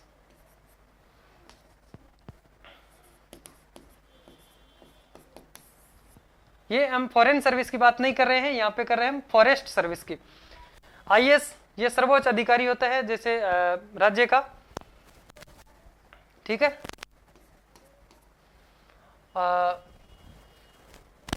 सर्वोच्च सरकारी पद है, ठीक है। आईएएस हो गया, आईपीएस हो गया, आईएफएस हो गया, ये केंद्र के कहने पे हम कह सकते हैं कहाँ पे काम करता है? राज्य पे। इनकी चयन इसको कौन करता है? केंद्र करता है, काम करता है राज्य के अंदर, ठीक है। तो यहाँ से कुछ समझ में आया आपको एकात्मक शासन व्यवस्था किस प्रकार से होती है। फिर बात करते हैं हम संघात्मक शासन व्यवस्था। संघात्मक शासन व्यवस्था जो है उसमें शक्तियां हैं वो केंद्र से राज्य की तरफ जाती है, केंद्र से राज्य की तरफ शक्तियों का विभाजन, विकेंद्रीकरण की प्रवृत्ति पाई जाती है। जिसमें भारत में संघात्मक शासन की व्यवस्थाएं किस प्रकार से होती है? जैसे शक्तियों का विभाजन किस प्रकार से? संविधान का लिखित होना, संविधान का लिखित होना। अब बात करें संविधान का लिखित होना, भाई विभाजन कैसे हो गया? संविधान का जो लिखित होना है इसमें ये बात हमें बताता है कि जैसे राष्ट्र के अंदर राष्ट्राध्यक्ष कौन होता है? राष्ट्रपति। उसको किस प्रकार से शक्तियां दी गई है, ठीक है। उसको किस प्रकार से प्रावधान काम करता है, किस प्रकार से हम कह सकते हैं केंद्र में मंत्री परिषद होती है, किस प्रकार से राज्य के अंदर मंत्री परिषद। सेम सिचुएशन, सेम हम कह सकते हैं प्रक्रिया राज्य के अंदर होती है। तो ये हमें कहीं ना कहीं ऐसे बताता है कि राज्य के अंदर भी अलग से शक्तियां दी गई है, होता ना। जैसे उसमें केवल एक संवैधानिक पद था राज्यपाल का, उसको वो नियुक्त करते हैं राज्य के अंदर, लेकिन और भी तो कई सारी शक्तियां हैं। संविधान का लिखित होना भारत में संघात्मक शासन की विशेषताएं बताता है। और भी तो राज्य के अंदर बहुत सारे काम है जो अपनी शक्तियों के आधार पर करता है। और इसका मूल हम कह सकते हैं संविधान का लिखित होना भी है, और संविधान की सर्वोच्चता ये भी इसकी विशेषताएं हैं। और न्यायपालिका की स्वतंत्रता का होना, न्यायपालिका का स्वतंत्र होना, ये भी क्या है? संघात्मक शासन व्यवस्था की विशेषता बताता है। द्विसदनात्मक यानी संसद के जो दूसरा सदन, देखो हम बात करें संसद का जो दूसरा सदन है, जैसे कि राज्यसभा की बात कर रहे हैं हम। राज्यसभा का प्रतिनिधि कहां से चुन करके आता है? अनुसूची 4 इसके बारे में उल्लेख करती है। राज्यसभा का सदस्य, इसका प्रतिनिधित्व कहां दिया गया है? राज्यों के अंदर, यानी प्रत्येक राज्य से राज्यसभा का सदस्य चुन करके आता है। इसलिए ये शक्ति कहां से आ रही है भाई? केंद्र के पास, राज्य के पास शक्ति है ना इसकी। तो ये किसके बारे में सूचक करता है? ये संघात्मक शासन व्यवस्था, यानी केंद्र अकेला इसमें कुछ नहीं कर रहा, इसके पास में सारी शक्ति होती है, तो ये खुद भी वहीं से किसी व्यक्ति को ले लेता। लेकिन क्या करता है? राज्यों को प्रतिनिधित्व दिया गया, और राज्यसभा के सदस्य है जो कि कहां से? राज्य से लिए जाते हैं। फिर एक बात इसमें यह भी बताती है, संघात्मक शासन व्यवस्था को दर्शाती है कि त्रिस्तरीय शासन व्यवस्था, जिसमें पहले केंद्र आता है, फिर राज्य, और उसके बाद में स्थानीय सरकार। इस बात पे बी आर अम्बेडकर के अनुसार एक बात की गई कि भारत का संविधान जो है वह सशक्त केंद्र के साथ साथ परिसंघात्मक शासन व्यवस्था को स्थापित करता है। जैसे कि एक वाद था एस.आर. बोम्मई बनाम कर्नाटक वाद, जो कि 1994 का वाद था, जिसमें भारतीय संघ को परिसंघात्मक कहा गया। तो ये बात आपको ध्यान में रखना कि पहले सबसे पहले परिसंघात्मक किसने कहा था, ठीक है। परिसंघात्मक का मतलब ये होता है कि अलग अलग राज्यों से मिलकर के एक केंद्र बनता है, अलग अलग विभिन्न राज्यों से मिलकर के एक एक करके केंद्र अपनी शक्ति एकजुट करता है। तो ये कैसी परिसंघात्मक शासन व्यवस्था हम कह सकते हैं, संघात्मक शासन व्यवस्था कह सकते हैं। ठीक है, तो पहले लिखो, आप हेडिंग लगा दिया आपने। 5 नंबर विशेषता, केंद्र राज्यों के मध्य केंद्र राज्य के संबंधों के आधार पर 2 प्रकार की शासन व्यवस्था। ये लगाया ना हेडिंग। इसमें लिखो पहला एकात्मक शासन व्यवस्था।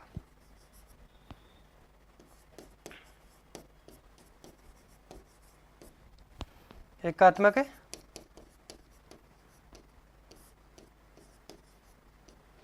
शासन व्यवस्था।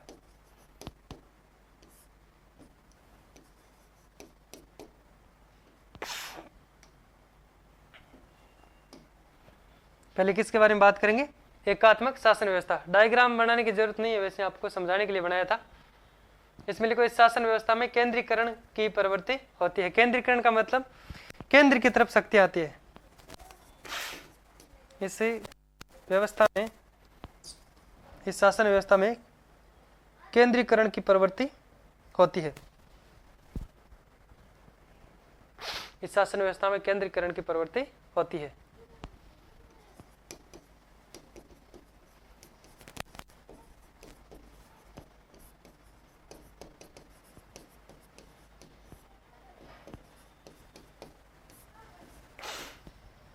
केंद्रीकरण की प्रवृत्ति होती है।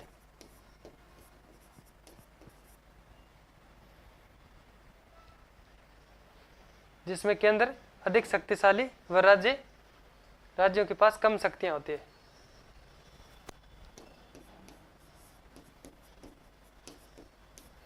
जिसमें केंद्र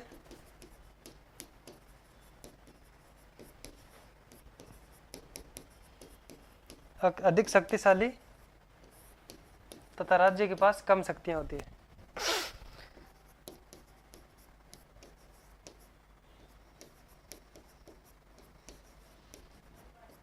कम शक्तियां होती है।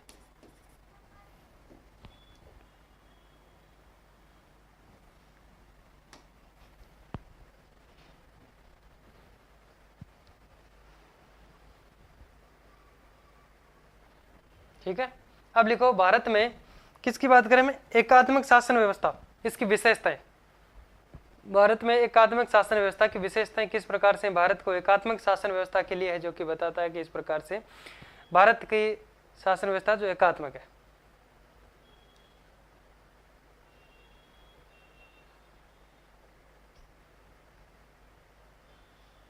लिख लिया, भारत में एकात्मक शासन व्यवस्था की विशेषताएं।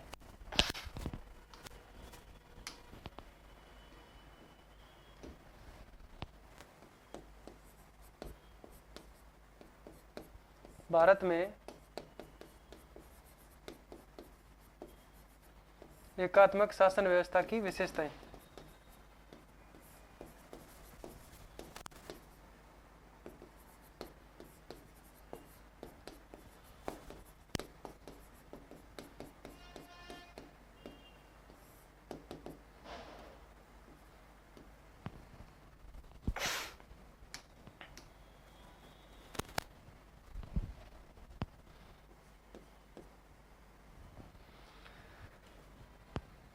पहला लिखो, नंबर लगा दो, शक्तियों का विभाजन केंद्र के पक्ष में।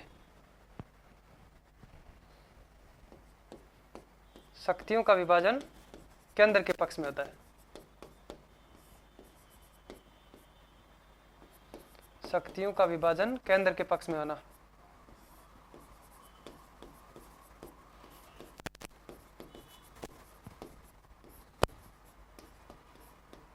दूसरा, एकल संविधान।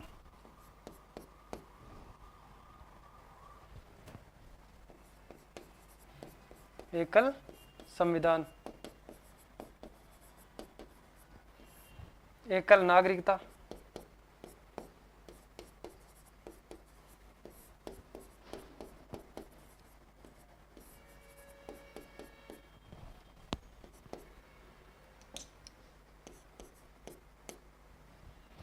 चौथा बात करें तो आपातकालीन प्रावधान है। आपातकालीन प्रावधान किसके पास में होता है?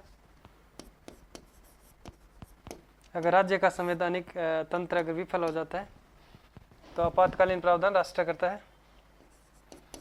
आपातकालीन प्रावधान किसके पास होता है? राष्ट्र के पास, केंद्र के पास। एकल न्यायपालिका,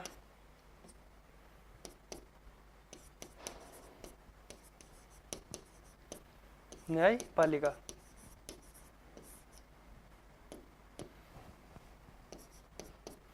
यानी राज्य में अगर सुनवाई नहीं होती तो बंदा कहाँ पे याचिका कर सकता है? चुनौती दे सकता है सुप्रीम कोर्ट में। और फिर लिख दो एक छठा, राज्यपाल का पद।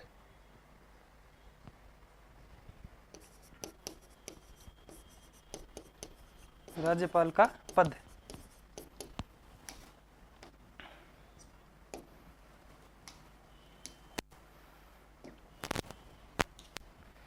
इसमें लिखो राज्य का संवैधानिक प्रमुख होता है।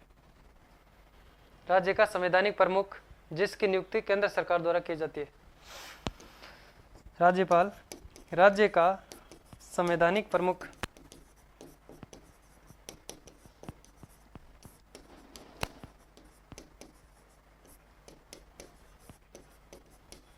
जिसकी नियुक्ति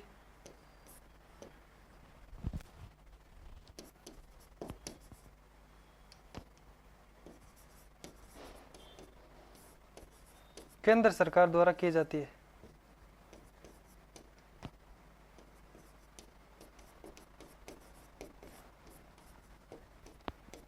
द्वारा की जाती है।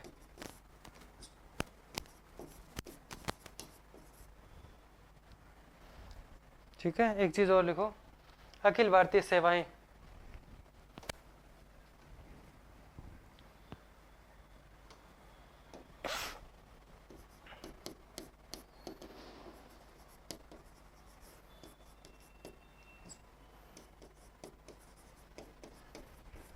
अखिल भारतीय सेवाएं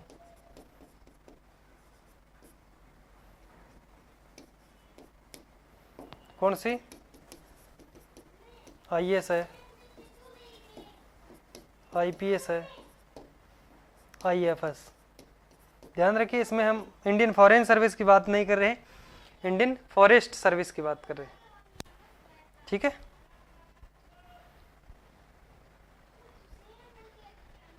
एकात्मक शासन की बात कर ली। इसके बाद में लिखो संघात्मक शासन व्यवस्था, जिसमें शक्तियां राज्य की तरफ जाती है, राष्ट्र से।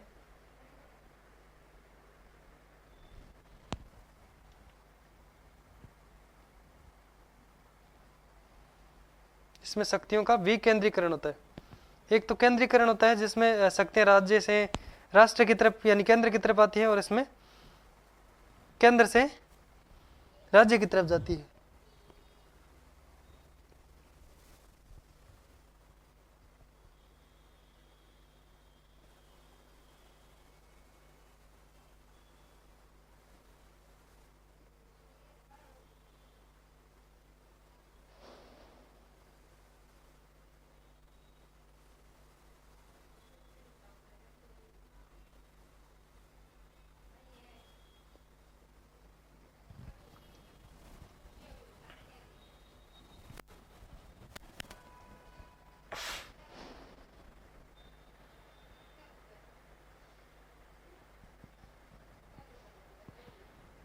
लिख लिया?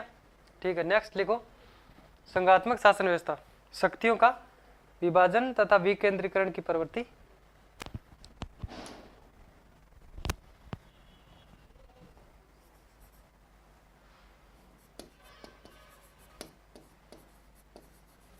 संघात्मक शासन व्यवस्था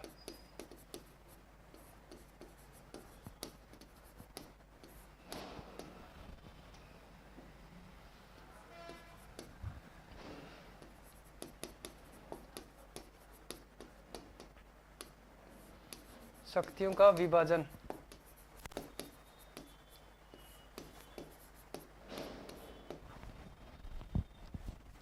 तथा शक्तियों का विकेंद्रीकरण की प्रवृत्ति पाई जाती है।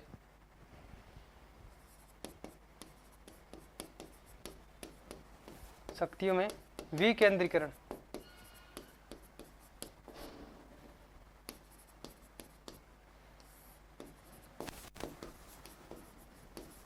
प्रवृत्ति पाई जाती है।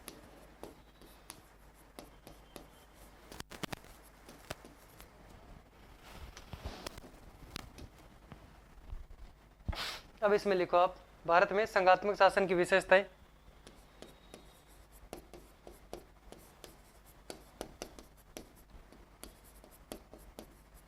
भारत में संघात्मक शासन की व्यवस्थाएं, शासन व्यवस्था की विशेषताएं।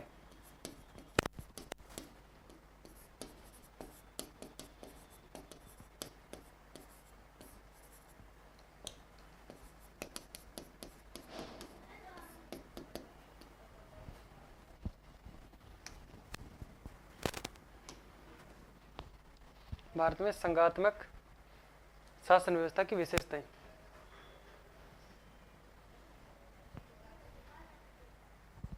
पहला, शक्तियों का विभाजन, संविधान का लिखित होना,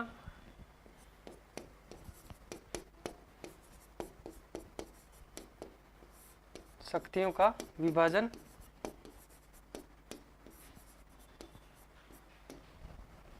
शक्तियां किसकी तरफ जा रही है? राज्यों की तरफ। दूसरा, संविधान का लिखित होना, संविधान में लिखित शक्तियां दी गई है, केंद्र के लिए कौन सी है और राज्य के लिए कौन सी है। संविधान का लिखित होना,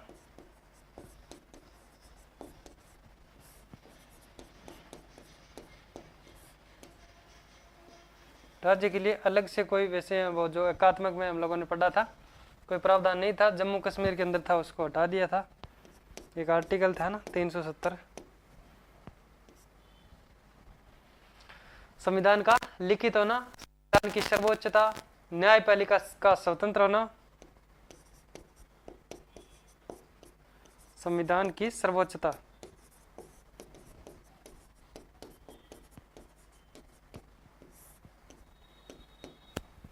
न्यायपालिका का स्वतंत्र होना,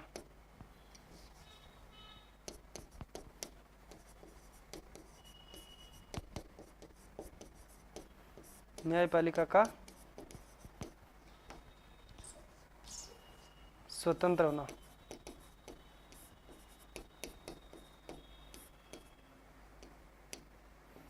न्यायपालिका ना जो चाहे केंद्र को भी कुछ नहीं समझती, जज होता है ना वो सरकार के भी काया पलट कर देता है। इसलिए न्यायपालिका की स्वतंत्रता भी क्या करते हैं, ये भी अपने आप में एक अलग यानी संघात्मक से इसकी जो शक्तियां किसकी तरफ जा रही है? राज्य की तरफ। ठीक है, अगर कोई चुनौती देता है, मतलब कोर्ट में, हाई कोर्ट हम कह सकते हैं, न्यायालय में चुनौती देता है कि भाई इसकी सरकार जो है बहुमत में नहीं है, और फिर सरकार को बहुमत हासिल के लिए कहते, अगर बहुमत हासिल नहीं होता सरकार दौड़ती फिरती है, फिर निकल जाती है ना। और फिर लिखो 5 नंबर, द्विसदनात्मक, द्विसदनवाद, यानी राज्यसभा के सदस्यों का जो प्रतिनिधित्व है राज्यों के अंदर दिया गया है।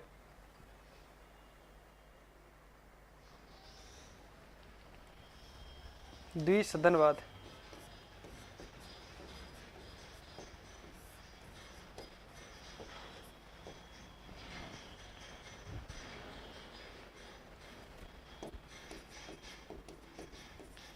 संसद के दूसरे सदन, एक तो लोकसभा हो गया और दूसरा सदन, दूसरे सदन राज्यसभा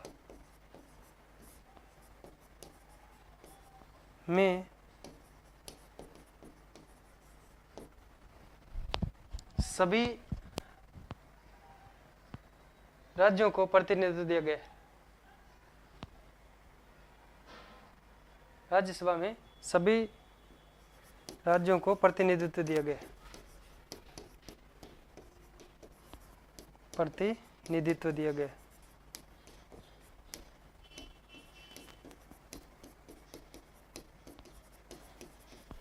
क्वेश्चन लिख दो, किस में उल्लेखित बात है ये? अनुसूची 4 में। अनुसूची 4 बात करता है इसके बारे में। फिर लिख दो त्रिस्तरीय शासन व्यवस्था।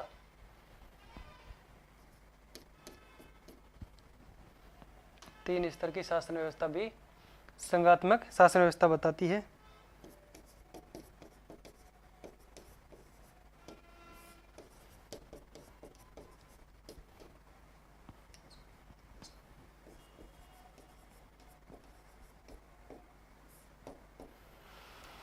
त्रिस्तरीय शासन व्यवस्था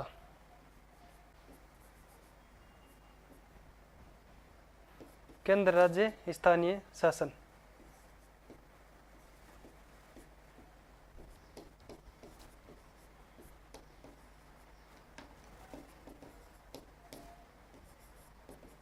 स्थानीय शासन, ठीक है। स्थानीय स्तर को किस प्रकार से है? केंद्र है, राज्य, स्थानीय स्तर की शासन व्यवस्था, ये 3 स्तर होते हैं, ठीक है। लिखो, दिख रहा है ना पूरा? लिखो फटाफट।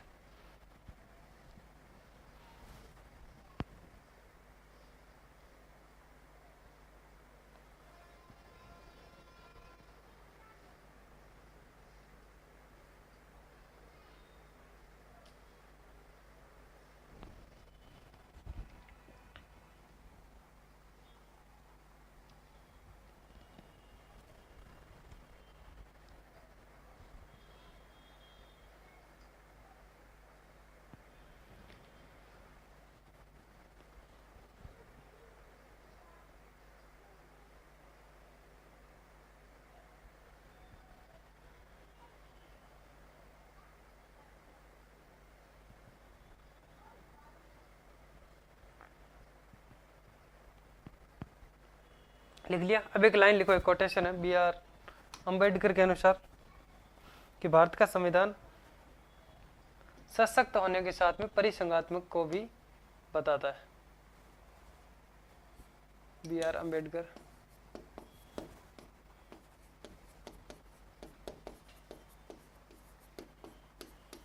अम्बेडकर के अनुसार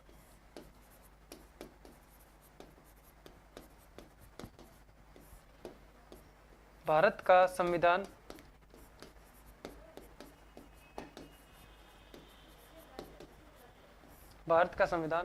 सशक्त के साथ, भारत का संविधान सशक्त केंद्र के साथ परिसंघात्मक शासन व्यवस्था की को स्थापित करता है।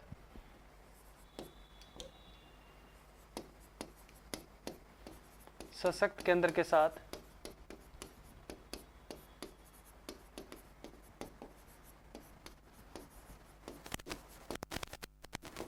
परिसंघात्मक शासन व्यवस्था को स्थापित करता है।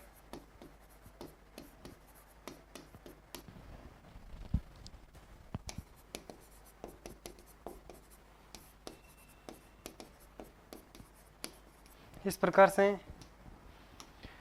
नोट करके लिख दो, चाहे ऐसे ही लिख दो। इसमें SR बम्बई वाद वाला, SR बम्बई बनाम कर्नाटकवाद।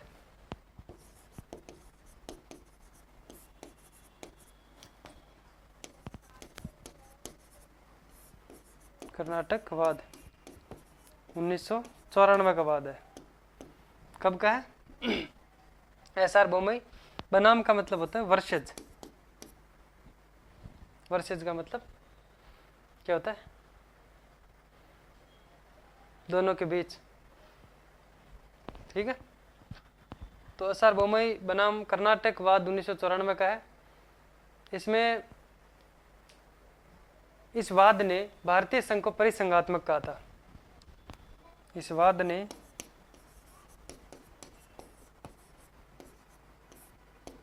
भारतीय संघ को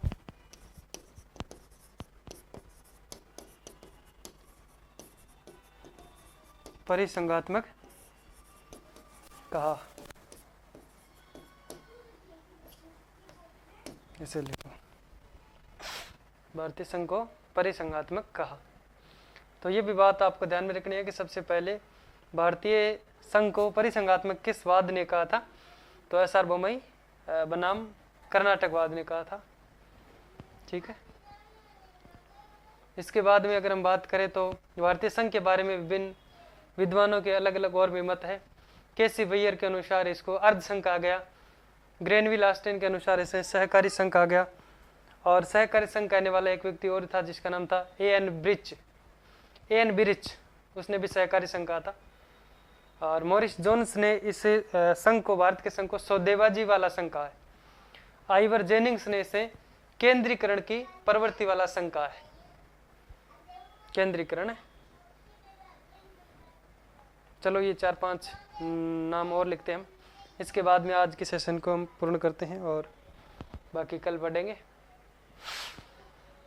भारत के एक हेडिंग लगाओ, भारत संघ के बारे में विभिन्न विद्वानों के मत।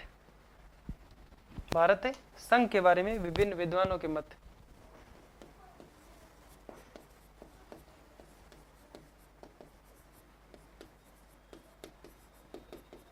बारे में विभिन्न विद्वानों के मत।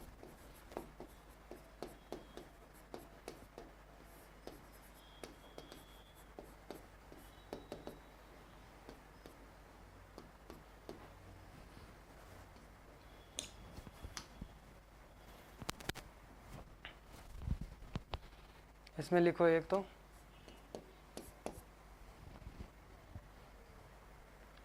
केसी वैयर के अनुसार इसको है जो कि अर्धसंघ आ गया है।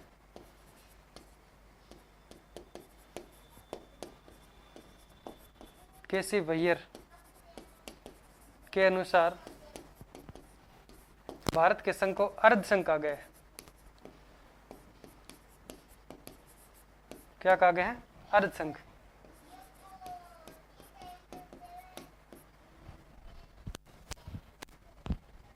फिर बात आती है इसमें ए एन ब्रिच सहकारी संघ का है, ग्रीनविल ऑस्टिन ने भी इसको है सहकारी संघ कहा है। ग्रीनविल ऑस्टिन के अनुसार क्या कहा गया? सहकारी संघ।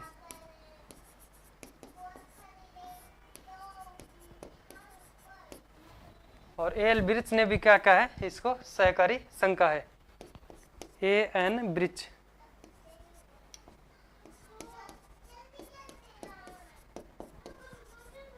ने भी इसको सहकारी संघ कहा है।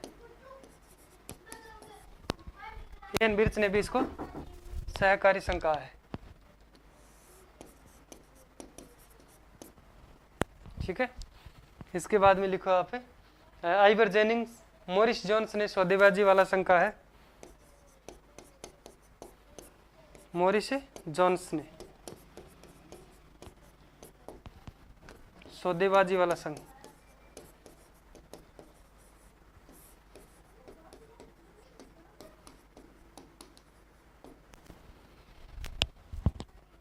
और आइवर जेनिंग ने कहा है इसको केंद्रीकरण की प्रवृत्ति वाला संघ।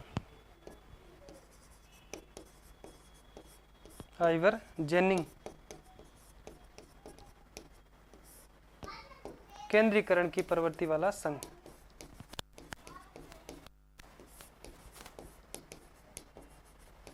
प्रवृत्ति वाला संघ। ठीक है, समझ में आया यहाँ तक। और इसके बाद में हम बात करेंगे कल संसदीय शासन व्यवस्था के बारे में, जिसे वेस्टमिंस्टर भी कहते हैं, प्रधानमंत्री सरकार भी कहते हैं। उसके बारे में कार्यपालिका व्यवस्थापिका के बारे में बात करेंगे। ठीक है, तो आज के सेशन को यहीं पे पूर्ण करते हैं साथियों। आज का सेशन अगर आपको अच्छा लगा है तो आप इसको शेयर करें और इस वीडियो को लाइक कर सकते हैं, अपने अन्य भाई बंधुओं तक शेयर भी इसको करें। और आप निरंतर हमारे साथ में जुड़े रहे अगर आपको हमारी क्लास अच्छी लगती है तो इसी के साथ में साथियों आज की सेशन को यहीं पे पूर्ण करते हैं। फिर मिलते हैं एक नए जोश और जुनून के साथ। तब तक के लिए राम राम।